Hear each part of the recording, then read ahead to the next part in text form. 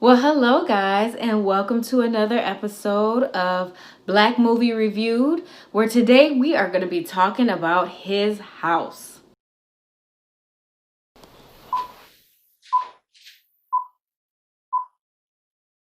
So, very random. I didn't even realize this movie had been released until like a little after, but it came out around the same time as Bad Hair.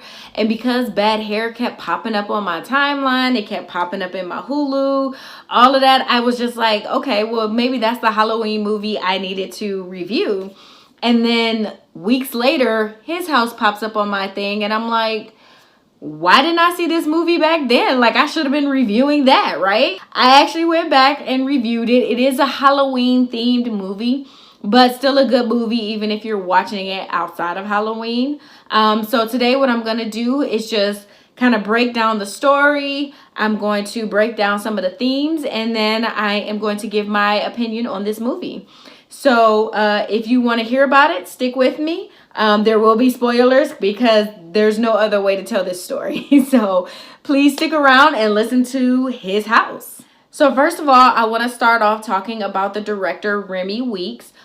This is his first directorial debut. This film actually did debut in Sundance Film Festival, but from there, it was supposed to go into a theatrical release, but of course, with COVID and everything, they weren't able to do that. So it went straight to video on Netflix. And it came out, like I said, around the same time as Bad Hair. I think Bad Hair came out on the 23rd. This movie came out on Netflix on the 30th. So right before Halloween. And basically what this movie is about, it's about the story of two refugees, a wife and a husband who are trying to get asylum in the UK after leaving Sudan. They were living in this horrible condition in Sudan. As a matter of fact, when they do get to the flashbacks, you get to see a little bit of it, but even that doesn't really bring home like the type of situation that they were living in. When we first meet the couple, they are, like I said, trying to gain asylum, and they're in this detention center. And basically in this detention center, they're being reviewed and watched. And if they prove to be a honest, good couple or good people, then they are given the opportunity to live outside of the detention center in a home that is chosen for them for a period of time, where they're going to also be reviewed and graded on whether or not they're able to like bond with neighbors, whether there'll be a good match for the community, or you know, just good people to add to the society, however you want to say it. And it's funny because all throughout the movie, you constantly hear them saying, we're good people, we're good people, we're the good ones. But I'm going to get into that a little bit later when I get into the themes. They're given this home. It's actually fairly big. Now, one thing I want to point out is I didn't know this. When refugees are trying to claim asylum in a new country to get away from war crimes or things like that in their country, they are watched. Once they get their home, they're watched for like 6 months. And in that time frame, they're not allowed to work. They're not allowed to really go anywhere. They can't invite people over. They can't have board games. Like some of the things that the guy was listing off to them before they moved into this house was like ridiculous. They can't really do anything but sit in the home and just like wait to be judged on whether or not they can stay. So as you can imagine, a lot of these people have to just kind of sit there and pretty much go crazy. Like, think about how you feel in quarantine right now, just sitting in a house and you can't go anywhere and you can't do anything. Well, multiply that by 10, because not only can you not go anywhere and do anything, but if you step out of lines in any way, you can be deported back to a country you're trying so hard to escape from. So I thought that was interesting. And it turns out that the director felt the same way, and that was one of the reasons why he came up with the idea of the movie. So they get this house. It's really big, considering it's a really big townhome, and they keep saying, you know, all of this for us. Like, why are we so special? Why do we get all of this home for us? And then you see that first night that they were there, it was okay. You could see they were getting used to it. Now, in our privileged mindsets, if we were given that type of house, we would sit there and be like, oh no, this looks like trash, there's bugs here and everything. And for them, it was like, wow, we get to be away from these crazy war crimes. We can clean all this stuff up. That doesn't matter. This is a nice big space, and we can learn how to adapt to it. And you know, they're so much more appreciative of the home at first. So then we get into the next day, and the husband is starting to hear these noises. He's starting to hear this stuff in the walls, these voices calling out to him. He's starting to get a little freaked out. The wife at this point really isn't hearing anything or seeing anything, so she doesn't know what he's going through, and he's not explaining it to her. So they're just kind of coexisting outside of each other. One thing that I found that was very interesting is that you do see that the husband goes out to get a haircut, and then he goes out to get a couple things from the store, and he's walking back. He ends up in this church that offers him some more things as a refugee. Like, they offer him a care package or whatnot, and he's sitting there.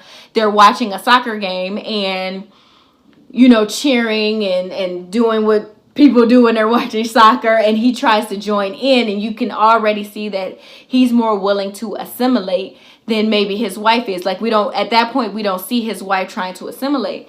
So when he goes back, he's trying to share some of the things he's learned with her back at home, and she's not really feeling it. She's like, it's kind of weird, it doesn't make sense that you would do this, blah blah blah. She's just trying to wrap her mind around, you know, this new culture and what they're gonna want of her. He again has another night where he's hearing all these calls, sounds in the walls. I do want to point out that the visuals for this movie were amazing. For a first-time director, they really kind of creeped you out, and with the red colors and the dark spots and everything, the dim lighting, it really gave you this sense of, like, you know, this creepy feeling or this unsettling feeling that something was going on in the background. And what I did love is they didn't do a lot of jump scares. I want to say there was like maybe one or two like real big jump scares. Outside of that, it was just like the creepy factor of everything happening that really kind of like bugged you and weirded you out. The director did mention that he did take some inspiration from The Shining, and you can kind of see that in here with the way the house is kind of driving him mad in a sense. So I really did appreciate like the creepiness and just the extra attention that was paid to the visual. Now, eventually, the wife does start seeing the ghost. She does start hearing the chanting and everything, but it affects her differently than it does him. For him, it's driving him crazy. For her, it's pulling her back from the culture that she supposedly needs to assimilate to. So the culture of the UK. She's starting to feel like she kind of left all these people behind. You can start to see her feeling guilt. She's not afraid, so she's not going crazy the way he is. And she actually gets to a point where she wants to go back. She's like, we don't belong here. We shouldn't be here. We don't belong here.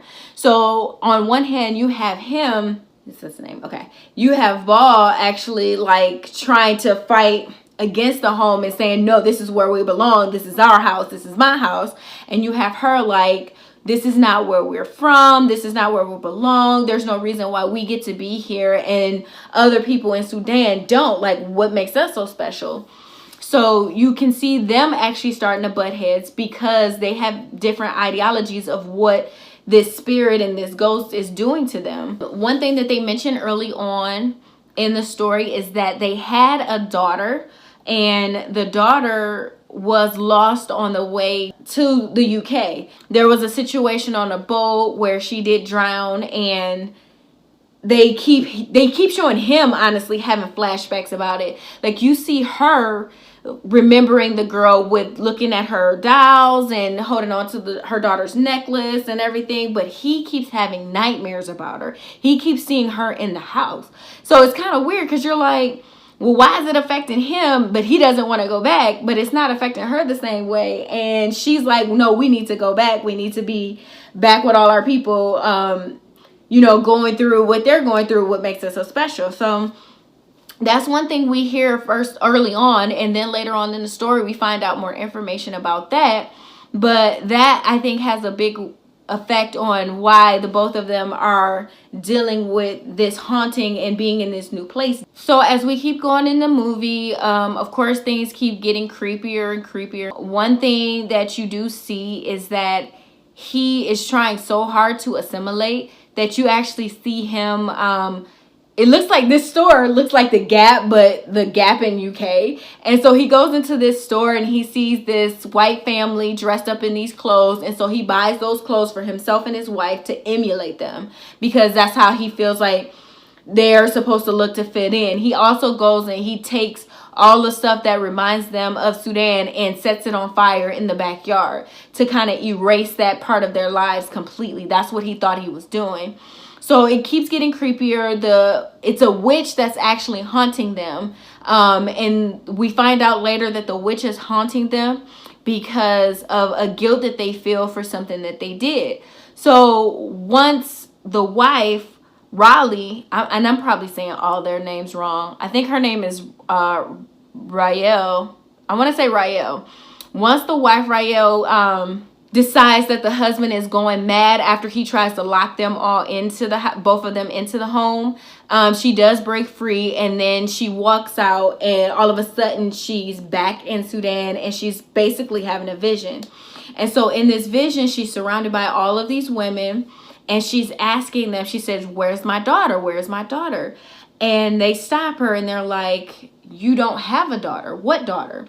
And then she starts to have these flashbacks. We'll come to find out, after their village was attacked and she survived her school that she worked for everyone in the school being massacred, her husband does come and get her, and they start making this journey away to try to leave and, of course, get asylum.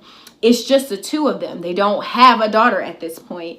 And once they're trying to get on this bus to be able to get on a boat to come over to the UK, the lady is refusing them because they're trying to get all the women and children first and all the families first, and there's not enough room for just these two. So what the husband does is he grabs a little girl and he pretends like that is their daughter so that they can get on the bus.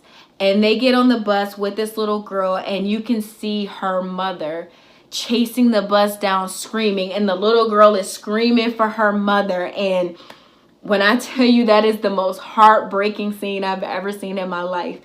And it's weird because at the same time you hate them for pulling this child away from her family. It's hard to say that you wouldn't necessarily do the same thing in a war situation, because as everything is happening and he picks up this little girl, there are people driving towards them, shooting off guns and killing people. So they're panicked. They're like, "We got to get on this bus. We got to get out of here." So they do whatever they can to get out of here. And it's at the cost of this little girl and her mother. And it's so heartbreaking. So you see her mother chasing down the bus, but of course she can't catch it. And her daughter is taken away from her. Down the line, you see the wife trying to help make the little girl feel comfortable and telling her she will protect her. And then they get on this boat, and I guess it was too many people on the boat, and it tips over. And they're in the middle of the ocean. The husband saves his wife. He pulls his wife back, but he does not save the little girl, and she drowns. I feel like the wife suppressed that whole part of the memory. So in her mind, this was her daughter, but it was never her daughter. So when the wife is being retold this story and she finds out exactly what happened and who this girl is, you can see her just break down. And that's when the witch takes over and tells her that she has to basically kill her husband. Well, the way he says it to her is kill her husband, but the way he says it to him is he needs to drop his blood, basically, so the witch can come in and take over. So she's struggling with this, and of course this is just a dream she's having. So she passes out in the middle of an alleyway, and her husband comes and gets her, brings her back into the home, locks her back in. And while they're sitting there, she's contemplating on whether or not she's going to kill him or cut him or, draw his blood. And she gets up and walks past the knife, but then he walks up behind her, grabs the knife, and does it himself. And he does it because he feels guilty of what happened to that little girl. He's starting to really feel it. And he's realizing that he can't leave the life that they're trying to escape behind. He has to be honest with himself about what he did and the pain he caused and the guilt he feels. So once he does it, he tells the wife to leave. And basically the way it's exchanged is that if the witch can come in and take over the husband's body, then the little girl's life can be restored. And so you do see the little girl starting to reach for Rael. I keep saying this name wrong. You keep seeing her reaching for Rael's hand, and at first she's grabbing it and she's crying because she knows her husband is being taken away. But somewhere along the line she realizes that she can't save this little girl. She can only save the family she has right now. And she says, I want to go home. And she calls for the first time this place that they're in her home. So she releases the girl's hand, she grabs the knife, she kills the witch. Everything just kind of stops at that point. They have the I want to say social workers. I don't know what they call them in the UK, but it reminds me of a social worker. But they have the social workers coming in because the husband had a really big freak out early on in the movie. And when the social worker came in to review them, they were like, okay, we got to report them because they're acting crazy. We might have to send them back. So then, of course, they come back to review the couple again, and you see they're better, and they're trying to like cover up the holes that he put in the walls. They're trying to cover up the holes that is in the floor, all the things. They're trying to rebuild the home. And so they're pleading their case again, saying we're good people, we're good people. It kind of ends with that. And the social worker asks them, he says, well, what about the witch? Because the wife brought up the witch was haunting them. And the social worker asks, what about the witch? And the husband basically says, we did have to get rid of the witch, but we can't get rid of basically saying we can't get rid of our guilt. I don't know it verbatim, but basically saying we can't get rid of our ghosts because they are a part of us. And that's kind of how it ends. Now I want to talk about the themes that I saw in this movie. So hold on, because I wrote a bunch of stuff down because I can't remember everything, okay? One theme that is prevalent and is actually reflected at the end of the movie is survivor's remorse. So with the fact that they keep saying, well, all of this house is for us, what makes us so special, and even the way the wife talked about, we need to go back, we don't belong here, we don't belong here. The reason why they are feeling this way is because what makes us so special that we got to get away and all these other people died. We lost all of these people. We lost friends. We lost family. She even talks about in the beginning where her whole family was slaughtered and she was the only one to survive. And then to have it happen again in the school where all the students and the teachers were slaughtered and she was the only one to survive. And they were able to get over to the UK and get this big home and have this opportunity. And it's like, well, what did we do to deserve this? And I actually heard somebody else bring this up in their review where it's this idea of survivor's remorse, where you feel like you shouldn't have been worthy of this second chance. And that's what they're struggling with. That's what they're both struggling with, but in different ways. The husband is deciding that he's just going to ignore it, forget it, push it back in the back of his mind, and we're going to start anew and we're not going to draw attention to it at all. The wife is actually trying to draw attention to it and remember it, but she feels so guilty that she's even willing to go back to the destructive life that she had to leave, knowing that that can't lead to anything good, knowing that, of course, if she goes back, she could definitely lose her life. But all she keeps thinking is that we don't deserve this over all these other people. So that is interesting that he did put in that idea of survivor's remorse, because I don't think we talk about that a lot when it comes to things like this, when it comes to refugees or people who survive traumatic situations. Even if you're in a country like the US and, somehow you managed to be the only person that survived a massacre in your home. I couldn't even imagine how traumatic that would feel to think, wow, what made me so special that I deserve to live and all of my family didn't. that mental health issue, that PTSD, is plaguing them both in different ways. Another theme that I think he addressed is the idea of, right and wrong in dire situations, because what this couple did to this little girl and her mother is horrendous. But can you necessarily hate them for it? In a situation where their lives are in jeopardy, there was definitely a different path they can take. But if you've never been in that situation, what path would you have taken? And I felt conflicted in the way I felt about the couple overall, because again, not only did they take a little girl from her mother, but they almost assisted in the death of this little girl. And it's heartbreaking, it's disturbing, but it's like, but if you were in a situation where you had to get on this bus and there were people coming at you with guns, what would your reaction be? It does put you in the mindset of the areas of black and white and what you would do in certain situations. It's so easy to say, I would do this, I would react like this, but until you're there, until you're dealing with it, can you really say that? Can you really commit to that action? And honestly, you can't. And so there has to be this nuanced approach of what it means to be a good person and what it means to be a bad person. And is there some levels of black and white when it comes to stuff like that? Because there has to be. And then the last theme that I want to touch on is the idea of assimilation. And you see this early on with his character, with him trying to fit into what they feel is accepted in the UK. And the problem I have with this, and the thing that I love about this, is being a black person in America, you're taught to assimilate. We've been taught to assimilate our whole lives, or in any country, to match whatever the Eurocentric features or behaviors are, because that's the only way to behave.